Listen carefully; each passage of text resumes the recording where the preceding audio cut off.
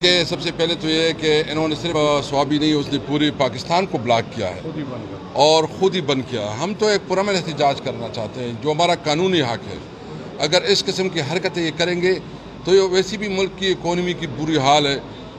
ہم نے تو پبلکلی کہا ہے کہ ہم کوئی تشدد نہیں کرنا چاہتے، ہم اپنا پرامن احتجاج ریکارڈ کرنا چاہتے ہیں، اور اگر وہ اس قسم کی پکڑ دکڑ کرے، تشدد کرے، روڈ بلاک کرے تو یہ خود ملک کو جو ہے نا جام کر رہے ہیں، جو ہماری اکانومی کے لیے بہتر نہیں ہے۔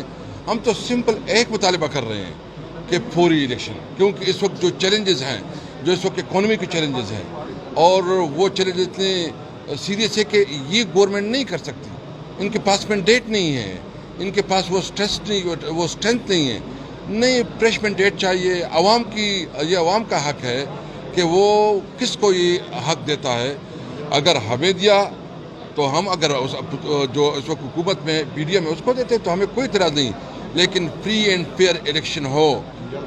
اور تمام جو گرفتاریاں ہوئی ہیں ہم اس کی بھی مذمت کرتے ہیں اور سمجھتے ہیں کہ یہ بہت بڑا یہ ڈیزاسٹر کریٹ کر رہے ہیں، ملک میں خانہ جنگی کی طرف جا رہے ہیں۔ میں حکومت کو وارن کرنا چاہتا ہوں کہ ہمارے پرامن احتجاج کے بیچ جو ہے نا یہ مداخلت نہ کرے۔ ہم پرامن لوگ ہیں، پرامن احتجاج کرنا چاہتے ہیں۔ Thank you.